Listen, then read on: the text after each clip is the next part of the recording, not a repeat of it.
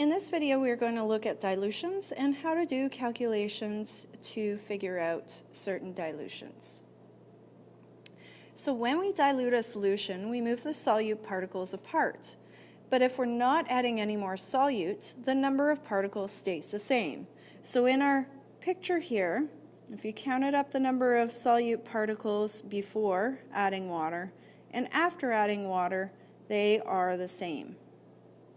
So what does that mean for our solution? It means that if the number of particles of solute stays the same, that the number of moles is going to stay the same, but since the volume has changed, the concentration is going to change as well. And so as you add more volume, your concentration is going to become smaller.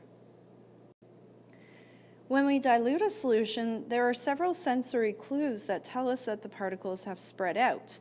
These include a lighter color than the concentrated solution, and if the solution has an odor, the odor would be weaker if it was more dilute than the concentrated solution would. So what we could do is use calculations to figure out how to dilute a solution. For example, if we had concentrated sulfuric acid, it has a concentration of 18 moles per liter. So what volume of concentrated acid should we use to prepare 2 liters of a more dilute solution of just 1 mole per liter of sulfuric acid? So to do this, we want to find out the number of moles of sulfuric acid we have in our diluted solution. So to do that, we're going to do our concentration times our volume. So our concentration we want is 1.00 moles per liter.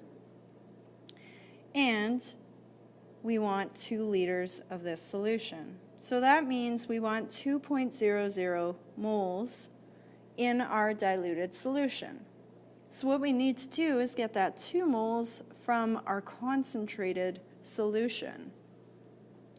And so to find the volume of the concentrated solution we need to take, we're going to take the number of moles that we want divided by the concentration of our more concentrated solution. So we want 2.00 moles, and we want to get that from our 18 moles per liter solution.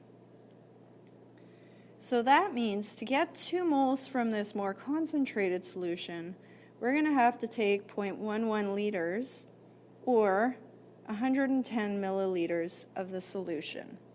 And then to prepare 2 liters of this, we have to add water and top it up to the 2 liter mark.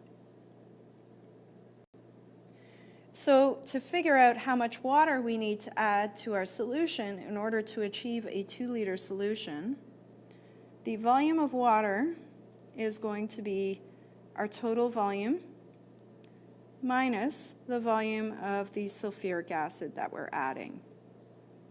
So we want 2 liters, and we're adding 0.11 liters, meaning that we would have to add 1.89 liters of water to make a 2 liter solution. Now let me just point out that you can figure out the volume that you need to take in order to create this diluted solution through a formula called C1V1 equals C2V2, or CIVI equals CFVF. So what this is doing is just taking and equaling the moles of the initial and the final solution to each other.